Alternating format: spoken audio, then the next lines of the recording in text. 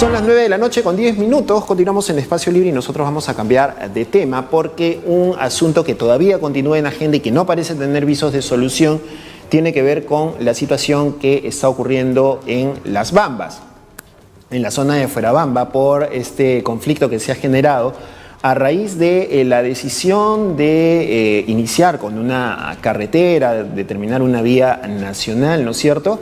Y se ha intentado producir un diálogo, pero en medio de este diálogo se está repitiendo nuevamente una situación bastante complicada que tiene que ver con el asunto de la criminalización de la protesta.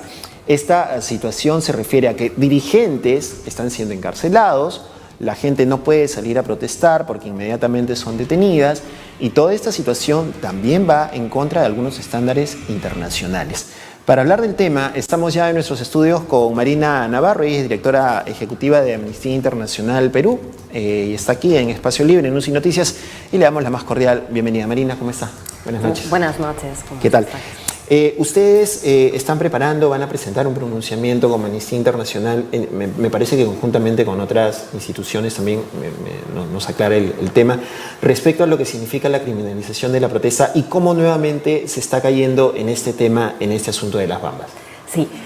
Lo que nos está preocupando en el caso de Las Bambas, que los llevamos siguiendo pues desde el año 2015, ¿no? Cuando ya veíamos las protestas que lamentablemente llegaron a tener 4 fallecidos en el 2015-2016. Y lo que hemos sacado el año pasado fue un informe en el que se ve que en Perú se reproduce un patrón. No solo en el caso de Las Bambas, sino en general hicimos como una investigación analizando varios casos, analizando en Cajamarca, en Cusco, en Apurímac, en el cual lo primero que se hace cuando hay protestas, especialmente dirigido a los dirigentes, es que se empiezan como a estigmatizar, empiezan a decir, bueno, este dirigente ha hecho esto, ha empezado. Entonces, primero se utiliza como una estrategia de estigmatización. Pero lo que ya es más grave es cuando ya se empieza a utilizar al sistema penal para querer, en muchos casos, acallar las voces. Entonces, de los casos que hemos estado investigando, de todos los expedientes, sí que nos dábamos cuenta de que existe un patrón en el cual se hacen acusaciones en la Fiscalía por distintos cargos, que en la mayoría de los casos realmente no se lleva a sentencia condenatoria, suelen salir absueltos, pero se hace mucho con el fin de querer acallar, de querer como desviar que estas personas que están en muchos casos defendiendo los derechos humanos, en otros defendiendo derechos de las comunidades, defendiendo muchas veces derechos ambientales, que digamos que se acallen o que se tengan que dedicar a su defensa. Y eso es algo que nos preocupa, porque realmente la fórmula que los estándares internacionales de derechos humanos siempre están hablando es precisamente de lo que es el diálogo, lo que es la negociación. Y lo que vemos que ha estado fallando, en este caso específicamente Las Bambas, es que sobre la famosa carretera no se hizo una consulta, que era lo que tendría que haberse hecho. En estos días he estado revisando un informe de una visita que hubo en Naciones Unidas en el año 2017, el grupo que trabaja precisamente en empresas y derechos humanos. Y estuvo haciendo diferentes visitas, estuvo con una visita amplia, ¿no? Oficial en el país. Y ya este informe en el año 2017 señalaba, como en el caso de Las Bambas, no se había hecho consulta previa, se instaba al gobierno a que facilitara todo ese proceso y se hablaba específicamente de esta carretera, ¿no? Entonces, eso es algo que no se ha dado y hemos tenido que llegar a esta situación en la cual se genera otro conflicto. Ahora, hace algunos años las normas con relación a la protesta social se han endurecido. Bloquear una carretera es penado por la ley. Si esto deriva en actos violentos, tiene obviamente mucho más fuerza en cuanto a las sanciones que se pueden aplicar.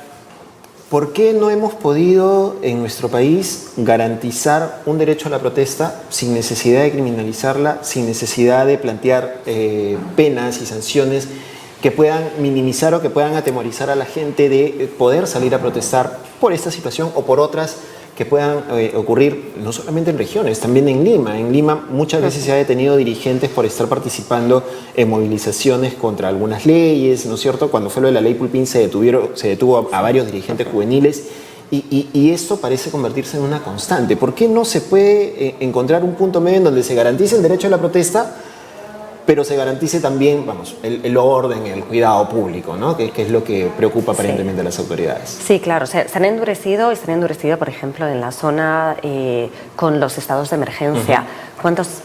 Yo ya ni siquiera llevo la cuenta, ¿no? Al principio llevaba la cuenta de cuántos estados de emergencia había y ya ni le hacemos seguimiento porque además se establecen por 90 días, luego otros 90 días, luego otros 90 días. Cuando realmente un estado de emergencia es cuando la situación es tal que pone en riesgo la vida de las personas, la seguridad nacional.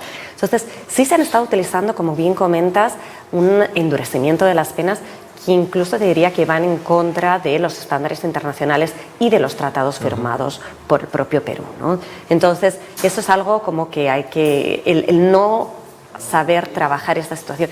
Yo creo que lo que tenemos que ir es a lo previo. O sea, ¿por qué se llegan a estas situaciones? Precisamente porque no hay consulta, porque no hay todo el proceso de participación, que en el caso de pueblos indígenas es una obligación, ¿no? del Estado, pero es recomendable en todos los procesos en los que puede llegar a haber un conflicto social, que se establezcan los mecanismos de diálogo y que se implementen los acuerdos que se llegan. Porque algo de lo que hablaba la propia comunidad, ¿no? Las comunidades de la zona es: negociamos mucho, llegamos a acuerdos, pero estos no se cumplen. Y un conflicto que finalmente degenere en algún momento una situación de enfrentamiento. Y yo le pido a Marina que por favor se mantenga con nosotros, porque me dicen por interno que tenemos un contacto con el señor, más adelante, con el señor Edison Vargas. Vamos a tener un contacto más adelante, que es vicepresidente de la comunidad de Fuerabamba. Y le decía que esta situación degenera finalmente en conflictos. Comentábamos anoche en un programa aquí de la casa que si esto no se cuida bien, podríamos tener un nuevo Bagua. O sea, eso es justo todo lo que es imprescindible evitar. Y por eso también en la primera comunicación que hacemos estamos efectivamente haciendo un análisis mayor de cuál es la situación. Pero la primera comunicación que hemos sacado desde Amnistía Internacional es una y otra vez decir que tiene que haber negociación, que se tiene que utilizar todos los procesos pacíficos, que en ningún momento pueda haber un uso excesivo de la fuerza, como ocurrió en el año 2015. En el año 2015, cuando hubo los muertos, las personas que fallecieron en ese conflicto, nosotros como Amnistía Internacional solicitamos tanto a la Fiscalía como al Ministerio del Interior. Y el conflicto de Bambas tiene 3 muertos, ¿no? Sí, que viene de hace años. Sí, 4 ahora. Entonces, y le solicitamos las investigaciones, porque con las investigaciones preliminares, de hecho, se sabía que habían sido armas de fuego y armas de fuego de la policía. Entonces, insistimos en pedir cuál era el estado de la investigación. Y después de 4 años estamos en esa situación. Y además, en otra situación que también venimos denunciando desde hace años, que son estos convenios entre la policía y la empresa, ¿no? Entonces, eso genera desconfianza en la población, ¿no? Cuando realmente hay un conflicto y hay un conflicto social, el hecho de que la policía tiene que ser total y absolutamente imparcial. La policía es la autoridad, hay que respetarla en todo momento, pero no se puede ver parcializado, ¿no? Porque entonces genera confusión entre los propios pobladores. Está de parte de la empresa, es realmente la autoridad que tiene que ser representando al Estado, y la autoridad a la que todos tenemos que respetar. Eso es lo que hay que intentar evitar. Bien, Marina, yo le pido que por favor se quede con nosotros. Tenemos una información de último minuto en este momento aquí en Espacio Libre a través de UCI Noticias.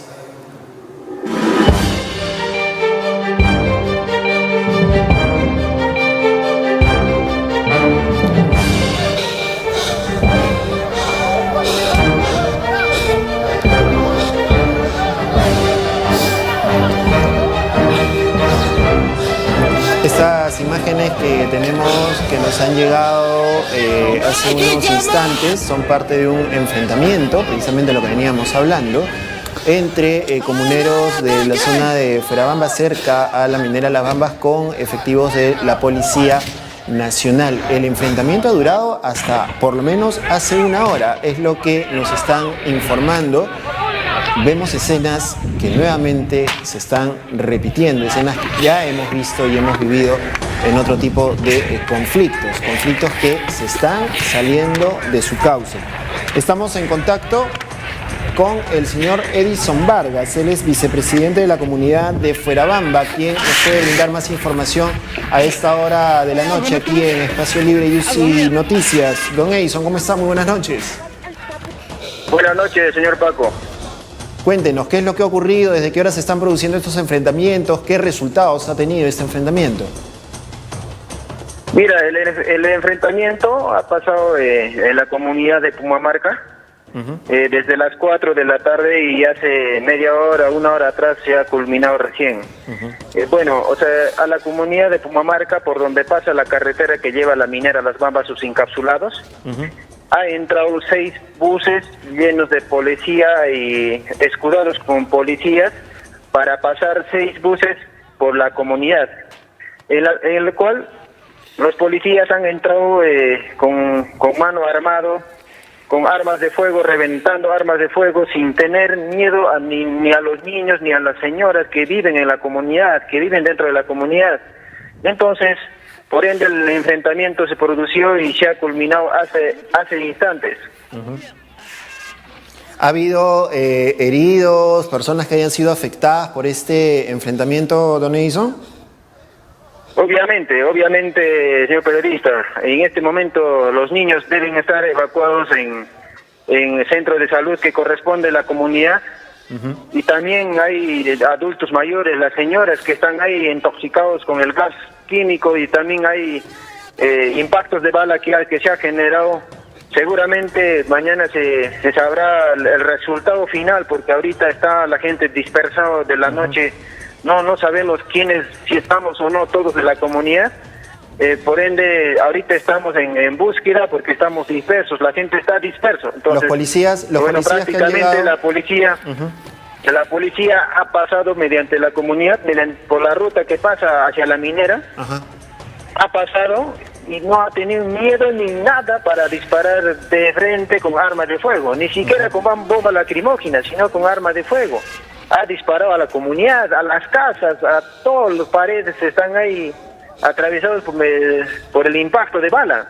Y ahora están traumados las señoras, los niños que viven ahí, prácticamente totalmente se han intoxicado con el gas químico, con gas lacrimógena, igualmente con armas de fuego.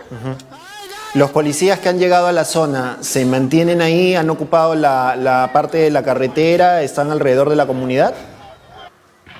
No, en este momento ellos han pasado por la propiedad de la comunidad, porque la carretera que pasa, que transporta a los encapsulados de la empresa, pasa por la comunidad, dentro de la comunidad pasa. Entonces ellos han entrado a la fuerza. Los 6 buses que llevaban policías han entrado a la mina a la fuerza. Han entrado con mano armada, reventando, disparando a las paredes, a las casas, y de ahí es lo que ha producido el enfrentamiento. Ahí estamos viendo las imágenes precisamente de los buses que han ingresado y que han estado ocupados por los policías. Señor Edison, para un poco ir culminando, ¿esta situación va a complicar aún más la posibilidad de un diálogo con el gobierno?